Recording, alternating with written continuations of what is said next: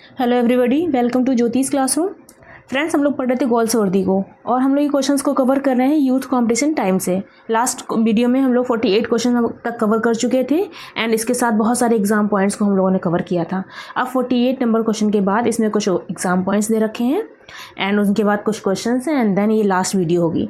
इसके बाद हम लोग जो हमारे पास प्रैक्टिस सेट है रंजीत सर का, हम लोग उससे क्वेश्चंस को कवर करेंगे एंड जो भी सोर्सेस हैं गोल्सवर्दी के मेरे पास उनसे भी हम लोग क्वेश्चन को कवर कर लेंगे। चलिए स्टार्ट करते हैं। अगर चैनल पर फर्स्ट टाइम आए हैं तो सब्सक्राइब कर लीजिएगा एंड चैनल पर प्लेलिस्ट बनी है, आप जाके अपने ऑथर को देख सकते हैं जो भी आपको नीड है।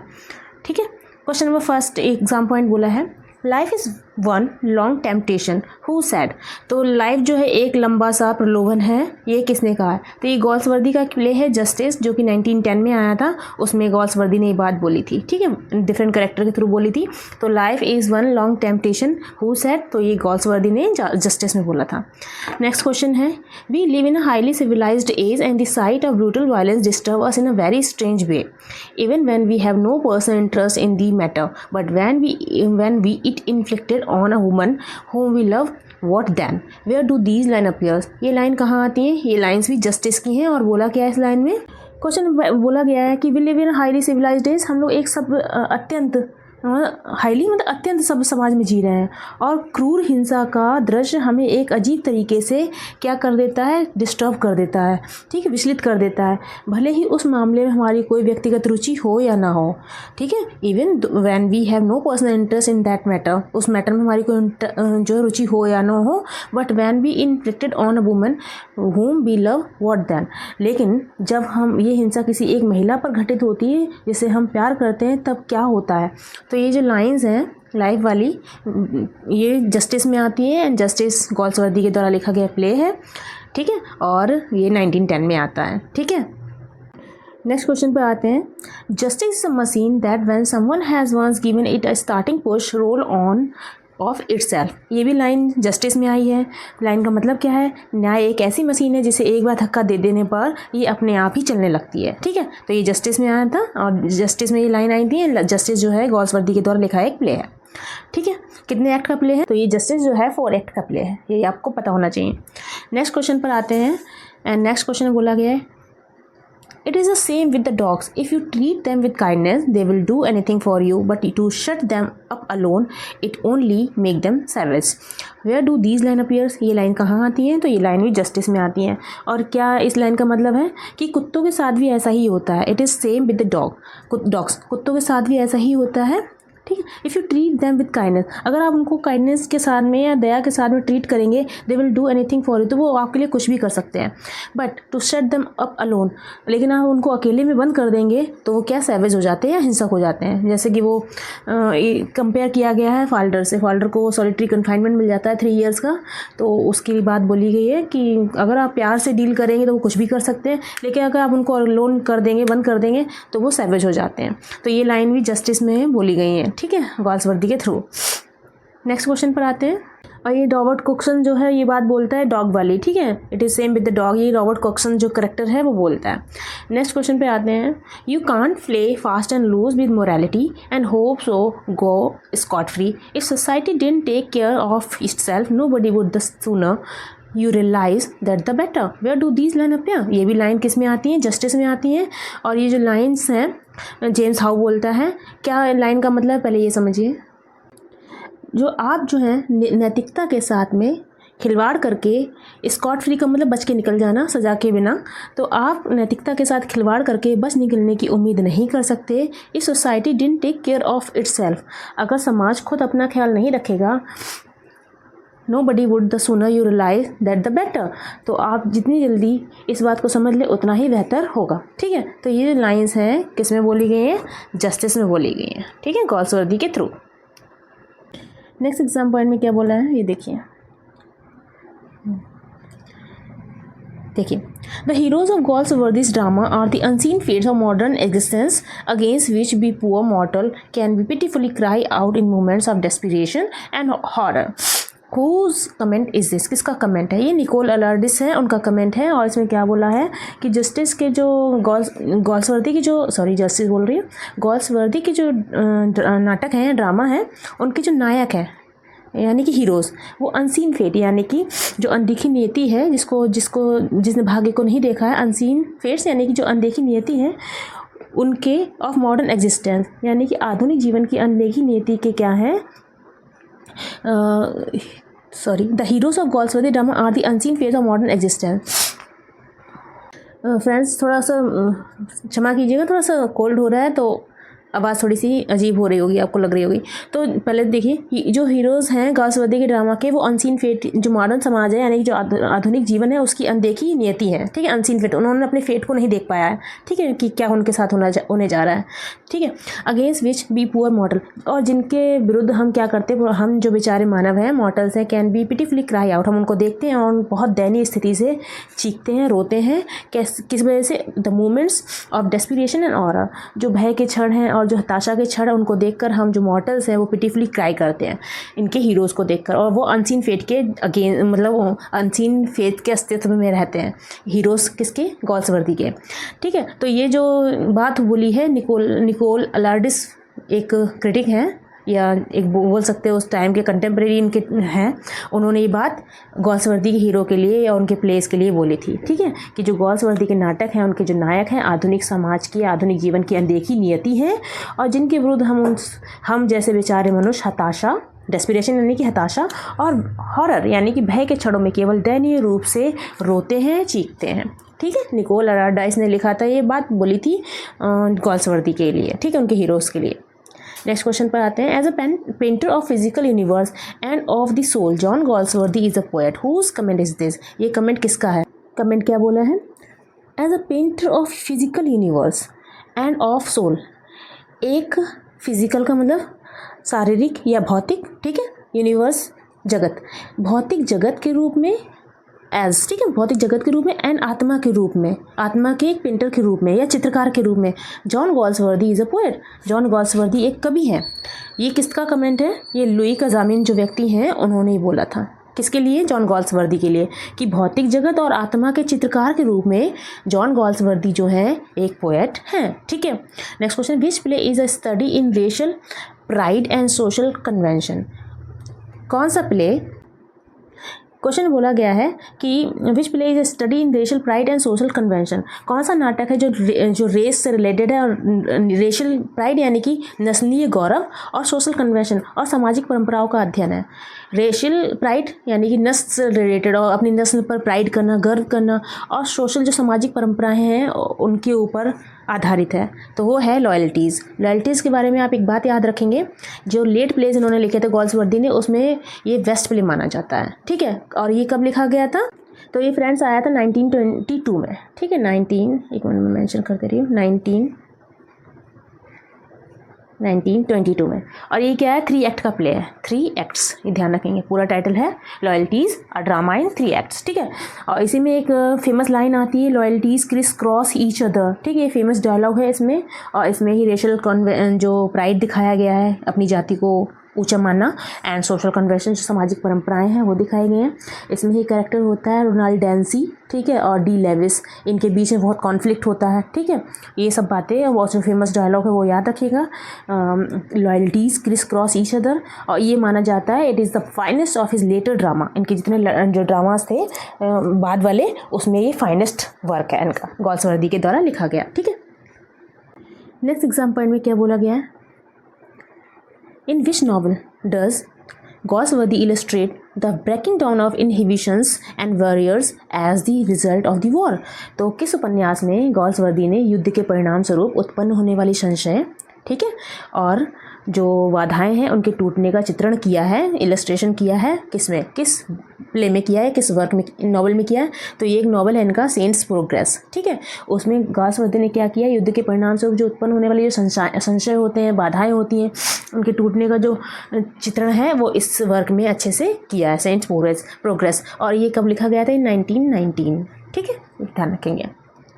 नेक्स्ट क्वेश्चन पर आते हैं। The only way to get order sir is to bring disorderly up with the round turn, where does this line appear. ये लाइन कहाँ पर आती है? लाइन में बोला क्या गया है कि ये ओनली वे है टू गेट ऑर्डर, कि इस व्यवस्था को कायम करने का केवल एक ही तरीका है सर महोदय, it is to bring disorderly up with the round turn, कि जो अव्यवस्थाएं हैं उनको घुमा करके ख़त्म कर दिया जाए, जो अव्यवस्थाएं हैं उनको गोल गोल घुमा करके ख़त्म कर दिया जाए, और उससे क्या है जो व्यवस्था है वो ऑर्डर में आ जाएगी, ये ऑर्डर जो है वो सही रास्ते पर आ जाएगा।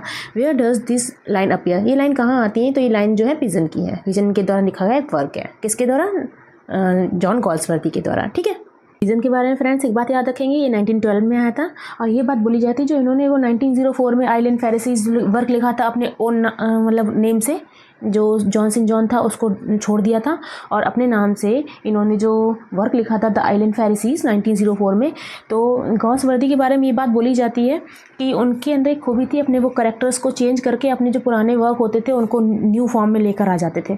तो जो आइलैंड फेरिसीज था उसको ही वही रीअपीयर्ड होता है पिजन में। ठीक है, पिजन के रूप में आता है द आइलैंड फेरिसीज, और ये पिजन कब आया था 1912 में, और जो आइलैंड फेरिसीज था वो आया था 1904 में। ठीक है, तो ये 1912 में आया है पिजन, और उसमें ये लाइन आती है कि the only way to get order sir is to bring disorderly up with the round turn.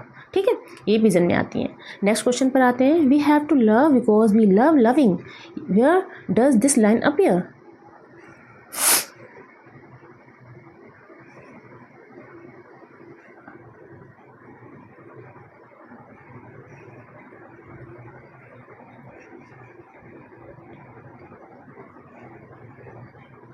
Line का मतलब क्या है कि we have to love because we love loving, हमको प्यार करना पड़ेगा क्योंकि हमको प्यार करने से प्यार है। Where does this line appear, तो हम प्यार करते हैं, प्यार करने से प्यार करते हैं। Where does this line appear, ये लाइन कहाँ आती है, अ बिट ऑफ लव में आती है। ठीक है, ए बिट ऑफ लव कब आया था, ये 1914 में आया था। ठीक है, मैं यहाँ पे मेंशन करती रही हूँ 1914 में। ठीक है, वी हैव टू लव, हमको प्यार करना पड़ता है, बिकॉज वी लव लविंग, क्योंकि हम प्यार करने से प्यार करते हैं। नेक्स्ट क्वेश्चन है, the great things about love is that each should know what the other wants at the moment, where does this line appear, ये लाइन कहाँ आती है, और क्वेश्चन लाइन में बोला क्या है, the great thing about love is that love each should no, कि सब प्यार की सबसे बड़ी बात यह है कि प्रत्येक को, यानी कि जो प्यार करते हैं उन दोनों को, प्रत्येक शुड नो, उनको पता होना चाहिए कि what the other wants at the moment, कि उस पल उस दूसरे व्यक्ति को क्या चाहिए। Where does this line appear, ये कहाँ आती है, रूफ में आती है। ठीक है, रोबिन के द्वारा लिखा गया एक वर्क है, और ये रूफ जो था ये 1929 में आया था। ठीक है, अब नेक्स्ट क्वेश्चन पर बढ़ते हैं। नेक्स्ट एग्जाम पॉइंट में बोला गया है कि what is the use of all these loft ideas that you can't live up with, ये ऊंचे ऊंचे विचारों का क्या फ़ायदा जिन्हें आप अमल नहीं कर सकते या जिनको आप अपना नहीं सकते। ठीक है, ये ऊंचे ऊंचे विचारों का क्या फ़ायदा जिनको आप अमल नहीं कर सकते या अपना नहीं सकते। Liberty, equality, democracy, see what comes of fighting for them, ये स्वतंत्रता, समानता और लोकतंत्र, इनके लिए लड़ने का क्या नतीजा निकलता है, ये सीमाएँ कहाँ से आती हैं। Where do these lines appear, ये फाइटिंग फॉर देम, और where do these line appear, ये लाइन्स कहाँ आती हैं, तो ये लाइन्स जो है विंडो की है। ठीक है, विंडो गॉल्सवर्दी के द्वारा लिखा गया एक वर्क है, और ये कब आता है, ये आता है 1922 में। ठीक है, और ये 3 एक्ट का एक वर्क है इनका। ठीक है, प्ले है। नेक्स्ट क्वेश्चन पर आते हैं, how viciously women are to each other, where does this line appear, line का मतलब क्या है कि महिलाएं जो हैं एक दूसरे के प्रति कितनी निर्दयी होती हैं। Where does this line appear, कहाँ आती है, विंडो में लाइन आती है। ठीक है, विंडो में आती है, 1922 में लिखा गया वर्क है 3 एक्ट का, तो इसको ध्यान रखेंगे। नेक्स्ट क्वेश्चन पर आते हैं, this is nothing that gives more courage than to see the irony of things, where does this line appear, ये लाइन कहाँ पर आती है। फ्रेंड्स, ये विंडो के बारे में एक बात याद रखिएगा, इस विंडो में क्या होता है, एक महिला होती है जो कि नाजायज़ बेटे को, इलेजिटिमेट जो सन होता है अपना उसको जन्म देती है, एंड जन्म देने के बाद उसको मार भी देती है। ठीक है, महिला का नाम आई थिंक फेथ होता है।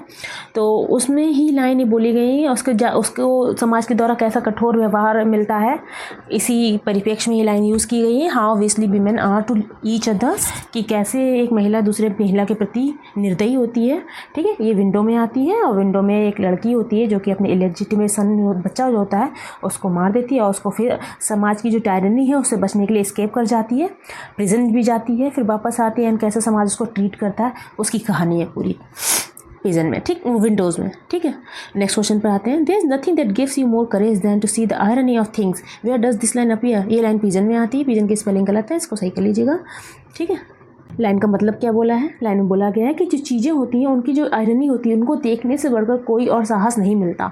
ये पंक्ति कहाँ पे आती है, ये किस में आती है, पिजन में आती है, ठीक है।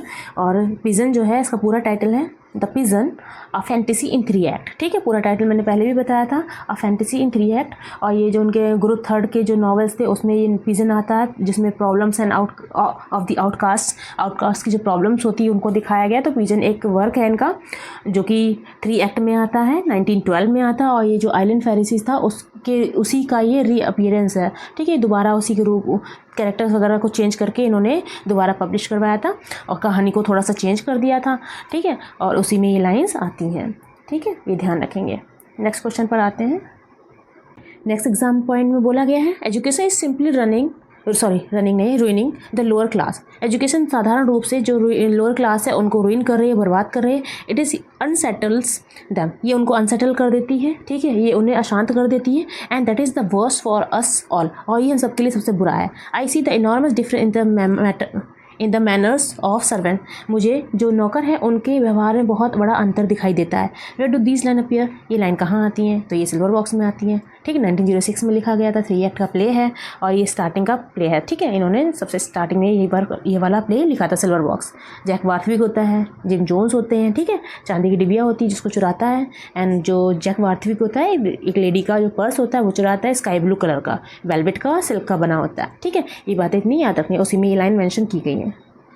नेक्स्ट एग्जाम पॉइंट पे आते हैं। The law is what it is, a majestic edifice sheltering all of us, each stone of which rest on another, कि जो कानून है एक ऐसी भव्य इमारत है जो हम सभी को आश्रय प्रदान करती है, शेल्टर देती है, जिसका हर एक पत्थर दूसरे पर टिका हुआ है, ठीक है। तो ये जो लाइंस हैं जस्टिस में आती हैं, ठीक है। जस्टिस इनके द्वारा लिखा गया एक प्ले है, 1910 में आया था। एंड ये 4 एक्ट का प्ले है जिसमें फाल्डर होता है, रुथ हनीवेल होती है, कॉक्सन होता है, ठीक है, विस्टर होता है, बहुत सारे करेक्टर्स हैं और उनका प्रोफेशन भी पूछ लिया जाता है। तो मैं थोड़े से आपको कुछ बताना चाहूँगी, वो आप देख लीजिएगा, एक बार रिवाइज हो जाएगा, पता आपको पहले से ही होगा आई थिंक।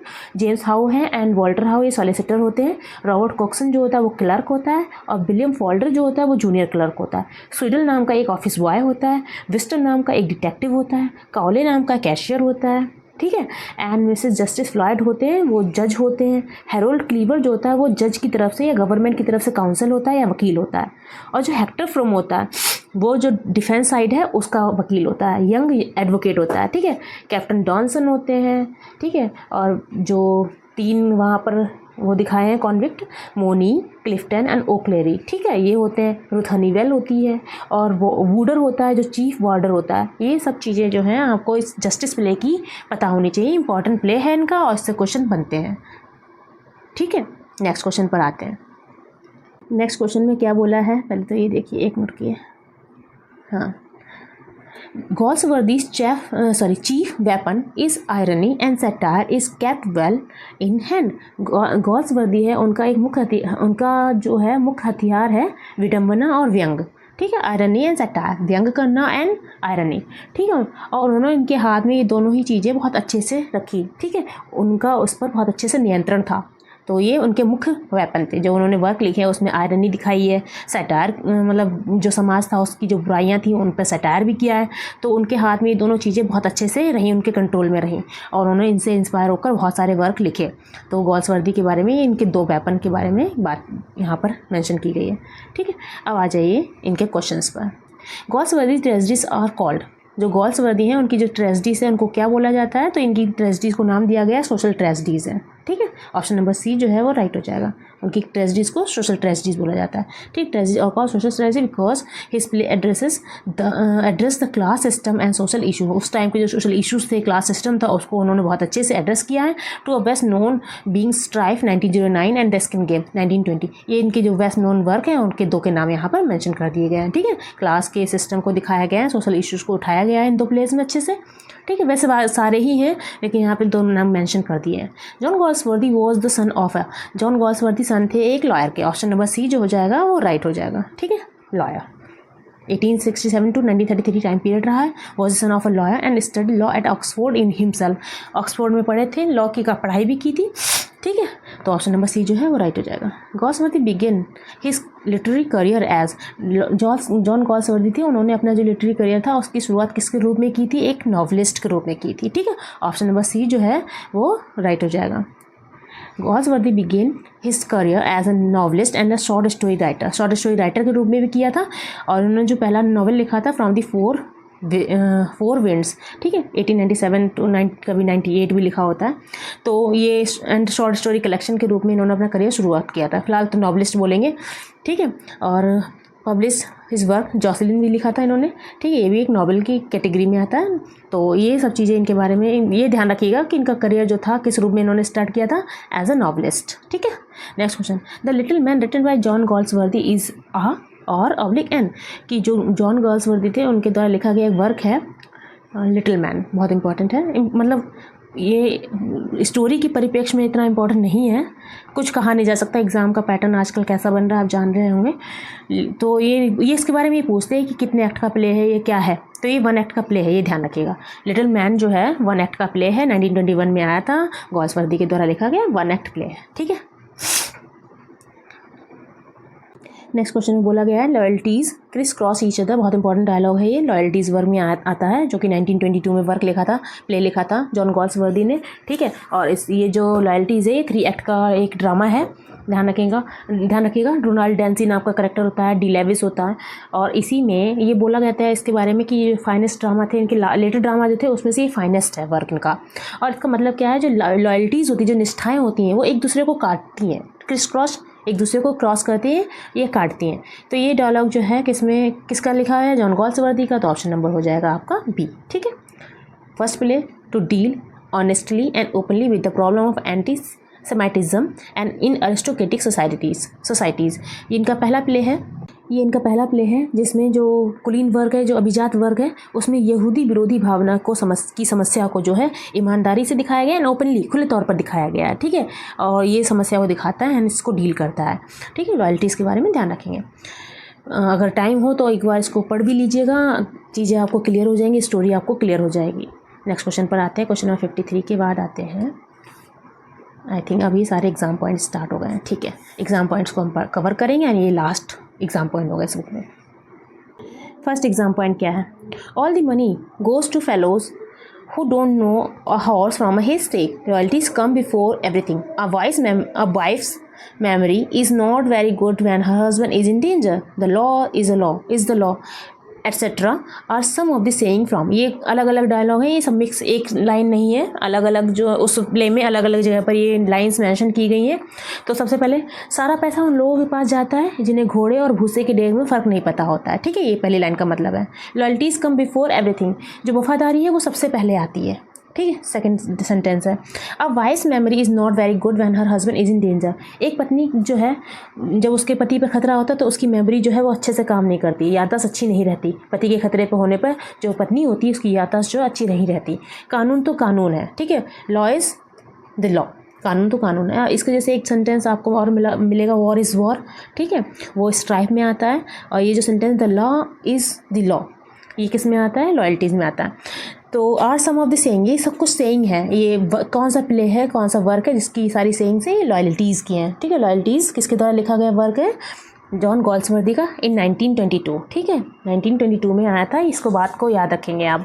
और ये कितने एक्ट का प्ले है, कितने एक्ट का ड्रामा है? 3 एक्ट का, ठीक है। नेक्स्ट क्वेश्चन पर आते हैं। नेक्स्ट एग्जाम पॉइंट में क्या बोला है? Galsworthy is scrupulously impartial. Galsworthy जो है वो पूरी तरह से निष्पक्ष हैं, ठीक है।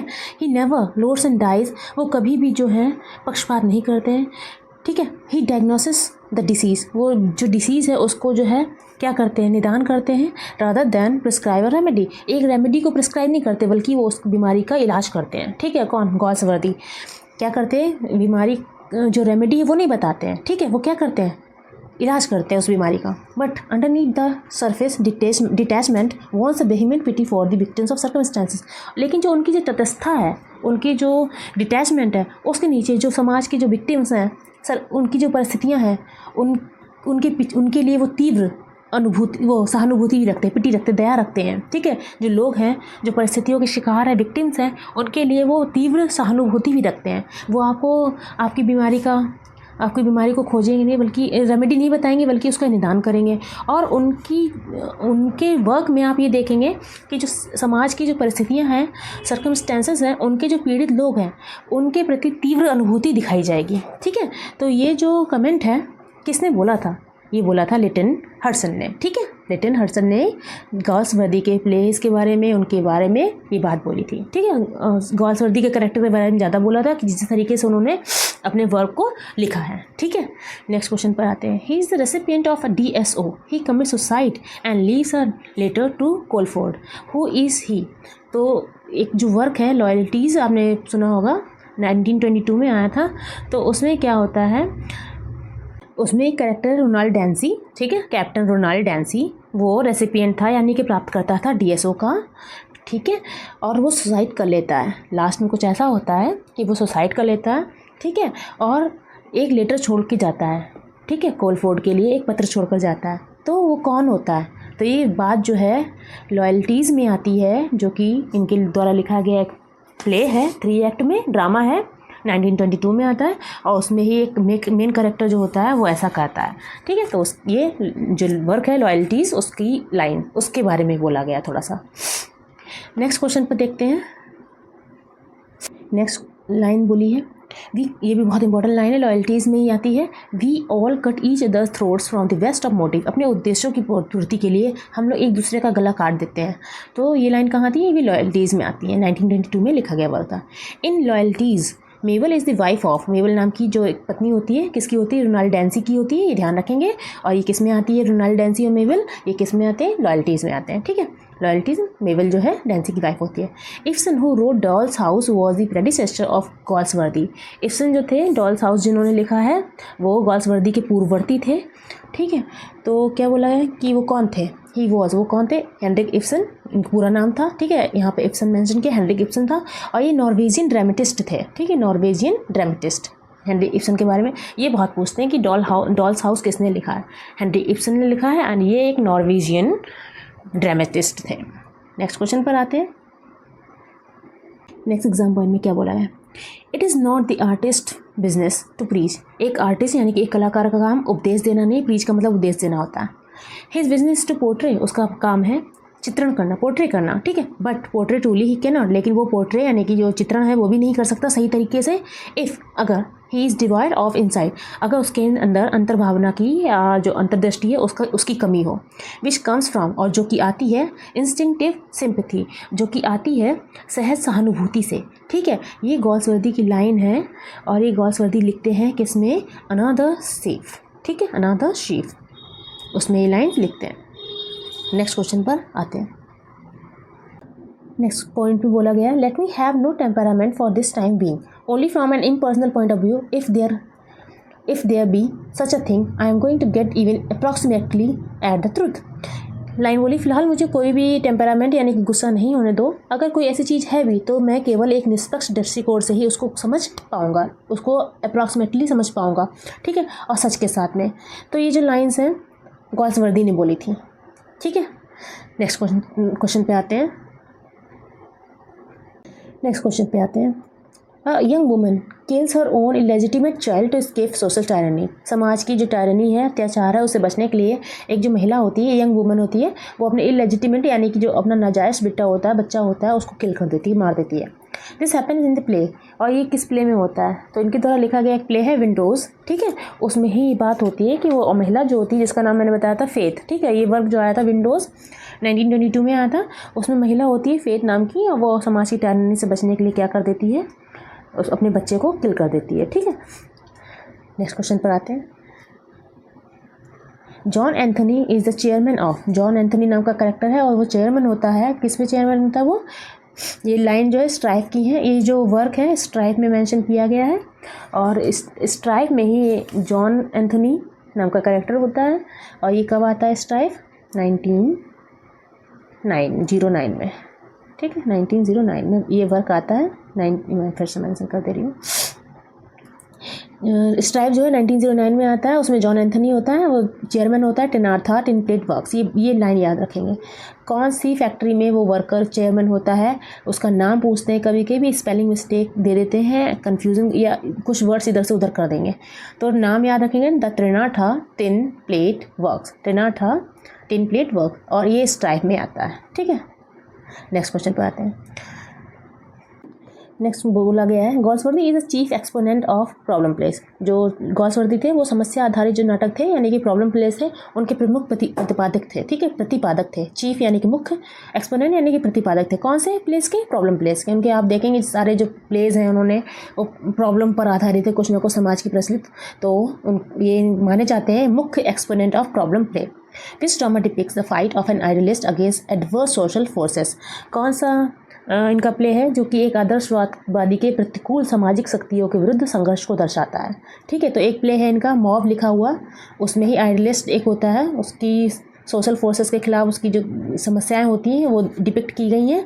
कौन से प्ले में? मॉब में। मॉब कब लिखा गया था?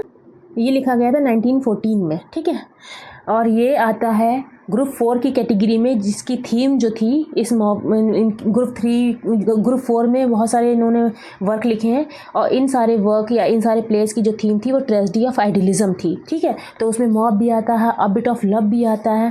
तो ये जो मॉब है एक ड्रामा है 4 एक्ट का। ठीक है, 1914 में आता है एंड ये 4 एक्ट का ड्रामा है, 4 एक्ट्स का। कौन सा वर्क? मॉब, और उसमें ही आइडियलिस्ट होता है, उसकी जो कॉन्फ्लिक्ट है समाज में उसको दर्शाया गया, और वो मॉब जो है वो एकदम से उग्र हो जाती है और उसको शायद किल भी कर देती है।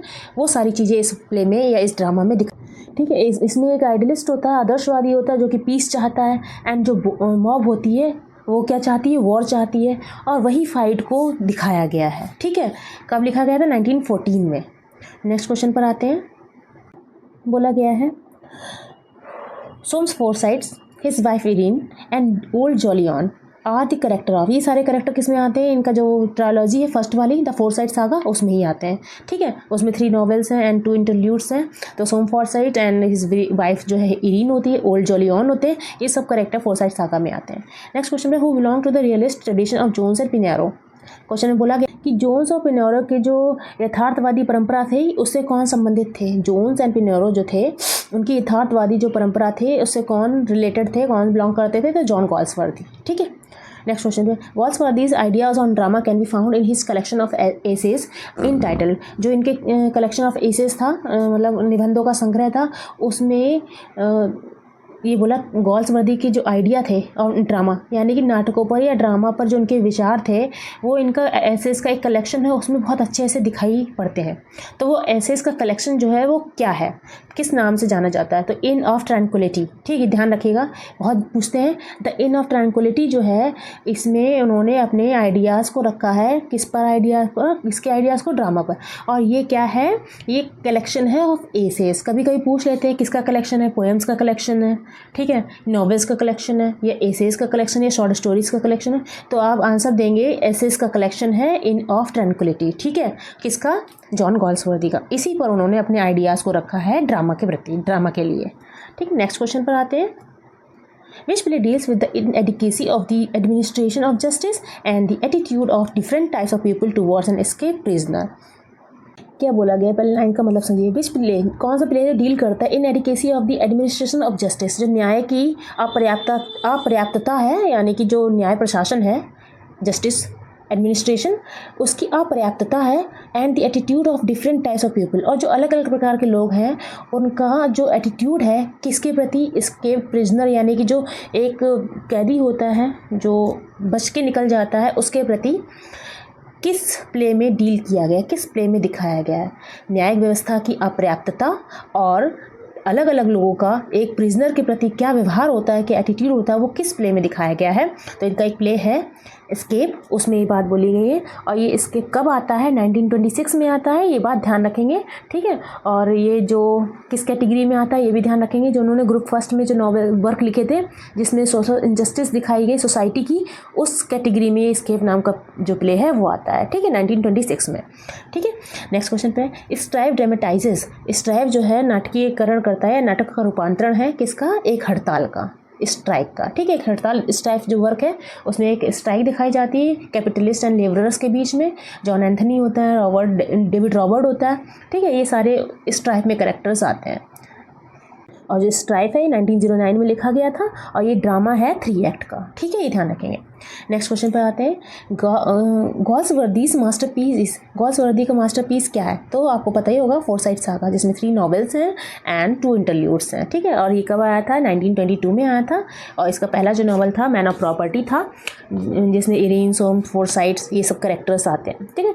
इसमें 3 नॉवेल्स जो है वो, पहला तो नॉवल मैन ऑफ प्रॉपर्टी हो गया, देन सेकेंड नॉवल आता है इन चांसरी और थर्ड नॉवल आता है टू लेट। और इन दोनों के, इन 3 नॉवेल्स के बीच में 2 इंटरल्यूड आते हैं जो थोड़ा सा मूड को हल्का कर देते हैं, जो चल रहा है सिचुएशन। तो जो फर्स्ट इंटरल्यूड आता है वो Indian summer of a foresight होता है और जो सेकंड वाला इंटरल्यूड होता है वो अवेकनिंग होता है, ठीक है। नेक्स्ट क्वेश्चन पर आते हैं। नेक्स्ट क्वेश्चन में बोला गया है कि गॉल्सवर्दी थे वो सन थे, किसके सन थे? एक लॉयर के सन थे। Galsworthy was a son of a lawyer, एक वकील के सन थे।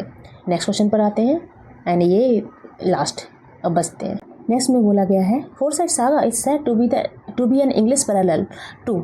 जो फोरसाइट सागा है वो अंग्रेजी भाषा में किसके समांतर या समानांतर माना जाता है? तो थॉमस मन थे, तो उनका एक वर्क था जिसका नाम था वुडन ब्रुक्स, ठीक है। तो इसके इक्वल ही या इसके समानांतर माना जाता है जॉन गॉल्सवर्दी का लिखा हुआ फोरसाइट सागा, ठीक। Awakening and the Modern Comedy are the work of Awakening, जो कि एक इंटरल्यूड है, और किसका इंटरल्यूड है? जो फोरसाइट सागा है उसका, ठीक है। और एक मॉडर्न कॉमेडी है। तो ये जो वर्क हैं गॉल्सवर्दी के द्वारा लिखे गए हैं। ये जो मॉडर्न कॉमेडी है ये सेकंड, आप जो ट्रायलॉजी लिखी थी, फर्स्ट वाली फोरसाइट सागा था एंड सेकंड वाली जो मॉडर्न कॉमेडी थी उस, ये मॉडर्न कॉमेडी जो है वो सेकंड वाली इनकी क्या है, ट्रायलॉजी है, ठीक है, उसका नाम है। नेक्स्ट क्वेश्चन पर आते हैं, ये लास्ट क्वेश्चन है। The first and the last, the little man, hallmark, defeat, the sun and punch and go are from the pen of Galsworthy's. ये सारे जो वर्क हैं ये गॉल्सवर्दी के पेन से लिखे गए हैं। और दीज आर, ये क्या है? इनके बारे में आप एक बात याद रखेंगे, ये जितने भी नाम दे रखे हैं, the first and the last, the little man, hallmark, defeat इसमें है नहीं, हाँ डिफीट भी है, और सन एंड पंच एंड गो, ये सारे 1 एक्ट के प्ले हैं, 1 एक्ट, ठीक है। और इनके 6 शॉर्ट प्लेज माने जाते हैं, ये शॉर्ट प्लेज हैं 6, ठीक है। और ये सारे ही 1921 के अराउंड लिखे गए थे, ठीक है। तो ये गॉल्सवर्दी के शॉर्ट्स प्लेज हैं, 1 एक्ट प्लेज हैं और 1921 के अराउंड लिखे गए थे। केवल 6 हैं, तो इन 6 के नाम आप अच्छे से याद रख सकते हैं। The first and the last, ठीक है, एक ये हो गया, द लिटिल मैन, हॉलमार्क, और हॉलमार्क का पूरा कैरेक्टर है सैटिरिक ट्रिफल, ठीक है, सैटिरिक ट्रिफल। फिर डिफीट है, डिफीट का पूरा टाइटल है अ टाइनी ड्रामा। द सन है अगला, ठीक है, और सन का पूरा टाइटल है द सन अ सीन। अगर आपके पास टेक्स्ट रखे हैं तो उनमें देख लीजिए, आपको आसानी से मिल जाएगा। देन लास्ट है पंच एंड गो, और ये पंच एंड गो इसका पूरा टाइटल है punch and go a little comedy, ठीक है। ये सारे गॉल्सवर्दी के द्वारा लिखे गए और ये क्या है, शॉर्ट प्ले है, ठीक है। तो फ्रेंड्स, हम लोगों ने गॉल्सवर्दी को यहाँ तक फिनिश कर लिया है। अगर इसके बाद अगर नीड हुई तो मैं जो सोर्सेस है मेरे पास उससे भी करा दूँगी, और फिर हम लोग प्रैक्टिस सेट की तरफ चलेंगे जो कि रंजीत सर का है। तो यहाँ तक बने रहने के लिए आपका बहुत बहुत धन्यवाद। Take care.